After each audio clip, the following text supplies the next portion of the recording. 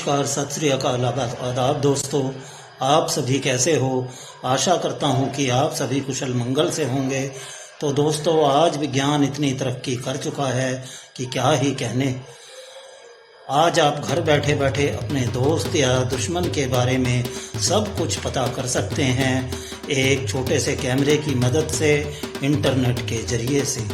आज की कहानी भी विज्ञान पर आधारित चौंका देने वाली है। ऐसा कैसे हो सकता है? तो चलिए शुरू करते हैं।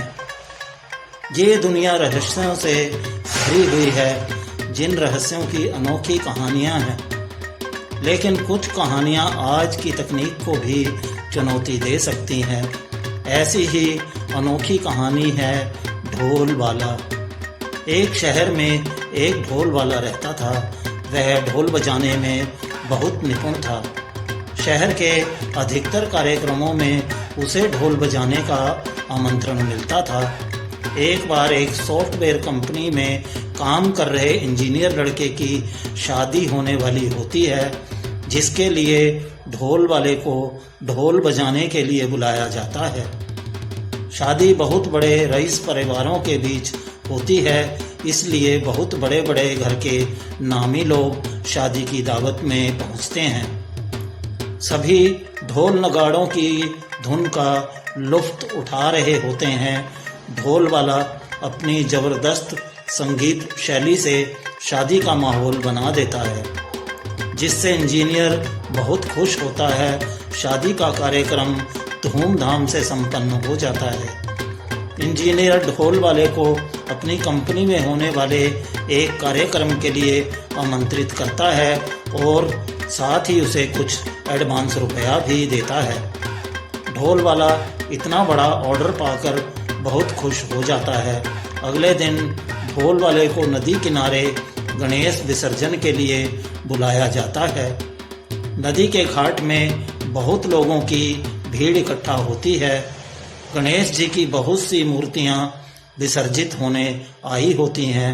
इसी बीच ढोल वाला ढोल को पीटते हुए गणेश जी का विसर्जन करवाने लगता है, लेकिन गलती से उसका पैर फिसल जाता है और वह नदी में गिर जाता है। पानी में गिरते ही उसके गले से उसका ढोल निकलकर नदी की धारा में बहने लगता है, लेकिन ढोल वाले को भीड़ में खड़े कुछ लोग पकड़कर खींच लेते हैं, जिससे वह नदी में बहने से बच जाता है। ढोल वाला अपने ढोल को खोकर दुखी होता है, इसलिए वह नदी के किनारे किनारे पानी के बहाव की दिशा में आगे तक पैदल ही ढोल खोजने चला जाता है। किस्मत से उसे अपना ढोल तो नहीं मिलता, लेकिन दूसरा एक अजीब तरह का ढोल नदी के किनारे पड़ा हुआ दिखाई देता है। ढोल वाला दौड़कर ढोल के सामने पहुंचता है और उसे चारों तरफ से छूकर देखने लगता है। यह नया ढोल पाकर बहुत प्रसन्न हो जाता है, लेकिन ढोल को देखकर उसे बहुत ताज्जुब होता है, क्योंकि ढोल में कई तरह के बटन लगे थे और साथ ही उसके चारों तरफ सौर ऊर्जा पैनल लगा हुआ था, जिससे वह चार्ज होता था। ढोल को देखकर ढोल वाला उसे साधारण समझकर उठा लेता है और अपने साथ ले जाने लगता है। ढोल वाला ढोल को अपने घर ले जाकर सभी को दिखाता है। उसे के परिवार के सभी सदस्य ढोल देखकर बहुत खुश होते हैं और तभी अचानक ढोल में ग्रीन लाइट जलती है और जैसे ही ढोल वाला उसे टच करता है तो वह लाइट रेड हो जाती है। ढोल वाला थोड़ा घबराने लगता है, लेकिन उसे लगता है कि यह कोई लाइट से बजने वाला ढोल होगा। अब वह धीरे धीरे ढोल बजाकर अपने धुन का रियाज करने लगता है। अचानक ढोल में कई रंगों की लाइटें जलने लगती हैं। ढोल वाला डर की वजह से ढोल बजाना रोक देता है और दूर खड़ा हो जाता है। उसके परिवार के सभी सदस्य ढोल को देखकर डरने लगते हैं। सभी ढोल को एक कमरे में बंद करके रख देते हैं। अगले दिन सॉफ्टवेयर कंपनी में ढोल वाले का कार्यक्रम होने वाला था, जिसकी चिंता की वजह से ढोल वाले को रात भर नींद नहीं आती है।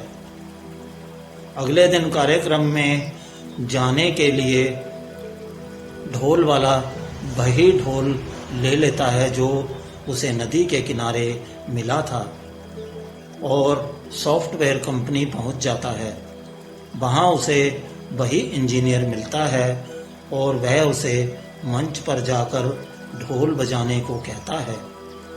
ढोल वाला मंच पर चढ़कर धीरे धीरे ढोल बजाना शुरू करता है। जैसे जैसे ढोल बजता है, वहां खड़े लोगों के मोबाइल का नेटवर्क गायब होने लगता है। सभी अपने मोबाइल निकाल कर देखने लगते हैं। सभी की नज़र मंच पर खड़े ढोल वाले पर पड़ती है। उसके ढोल में रंग बिरंगी लाइटें जलने लगती हैं।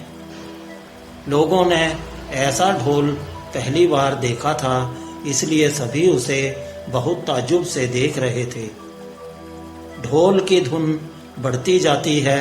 उसी समय इंजीनियर के मोबाइल पर एक फोन आता है जो उसके ऑफिस से उसके बॉस का होता है। बॉस उसे बताते हैं कि कंपनी का सारा सर्वर जाम हो गया है। एक भी कंप्यूटर सही तरीके से नहीं चल रहा है। इतने में अचानक नेटवर्क कमज़ोर होने की वजह से बॉस का कॉल भी डिस्कनेक्ट हो जाता है।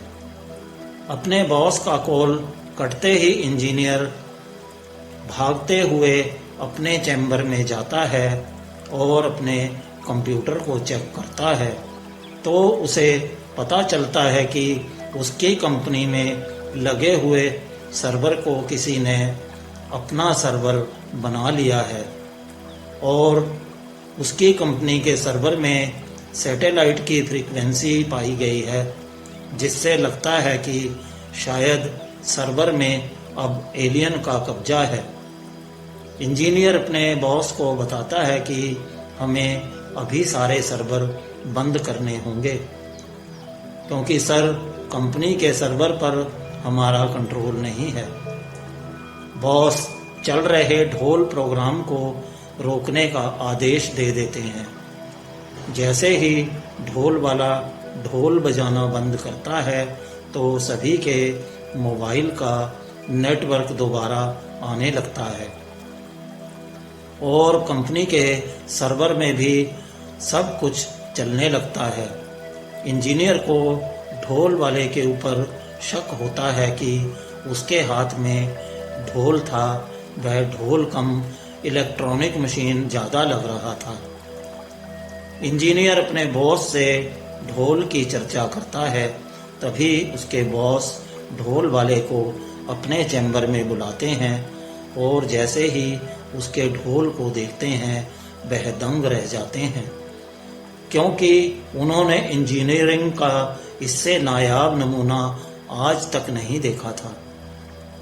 ढोल के अंदर की मशीन बहुत ही जटिल थी, जिसे समझने में उन्हें कई घंटे लग जाते हैं।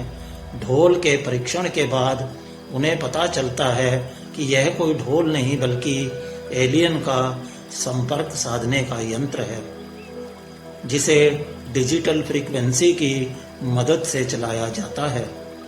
ताज्जुब की बात तो यह थी कि ढोल वाले की धुन में एलियन से संपर्क साधने की तरंगें निकलती थी, लेकिन जब कोई और उस धुन को बजाता था तो एलियन के संपर्क में नेटवर्क प्रॉब्लम आने लगती थी। दरअसल ढोल की तरह दिखने वाला यंत्र ढोल वाले से ब्लूटूथ की तरह कनेक्ट हो चुका था और अब ढोल वाला ही एलियंस को पृथ्वी में तबाही मचाने से रोक सकता था। उसने अनजाने में अपनी धुन से एलियन को जंग लड़ने की चेतावनी दे दी थी। लेकिन अब वह नहीं जानता था कि एलियंस को रोकने के लिए कौन सी धुन बजानी होगी। सॉफ्टवेयर कंप्यूटर कंपनी को इतना बड़ा रहस्य पता चल चुका था जिससे पूरी दुनिया को खतरा हो सकता था। लेकिन वह वैज्ञानिकों से संपर्क करते हैं और उन्हें मशीन के बारे में पूरी जानकारी देते हैं। वैज्ञानिक अपने शोध से पता लगाते हैं कि 1 हफ्ते के अंदर ही एलियन इसी जगह पर हमला करेंगे जहां उनका यंत्र है। इसलिए उन्हें यह मशीन यहां से दूर ले जानी होगी ताकि एलियन के हमले से ज़्यादा हानि ना हो। और वह योजना अनुसार उस मशीन को लेकर एक बहुत बड़े पहाड़ के शिखर में आ जाते हैं और वहीं ढोल वाले को कई तरह की धुन बजाने को कहते हैं। उन्हें यकीन था कि गलती से ही सही शायद ढोल वाला कोई ऐसी धुन बजा दे जिससे एलियंस पृथ्वी में हमला करने का इरादा बदल दें। ढोल वाला अपने दोनों हाथों से ढोल पीटने लगता है। ढोल की ध्वनि के बीच आसमान से एक जोरदार आवाज आती है जिससे सुनते ही सब आसमान की ओर देखने लगते हैं। तभी एक बहुत बड़ा स्पेसक्राफ्ट तेज रोशनी के साथ दिखाई देता है। स्पेसक्राफ्ट इन्हीं की तरफ तेजी से आ रहा होता है। स्पेसक्राफ्ट को देखकर वैज्ञानिकों के पसीने छूट जाते हैं और उन्हें अपनी मृत्यु करीब दिखाई देने लगती है।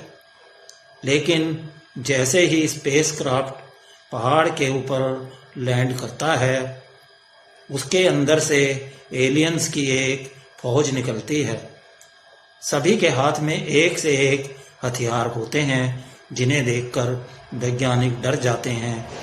तभी उनमें से एक एलियन ढोल वाले के पास आकर उसकी तरफ हाथ बढ़ाता है। ढोल वाला डरते हुए उसका हाथ पकड़ लेता है।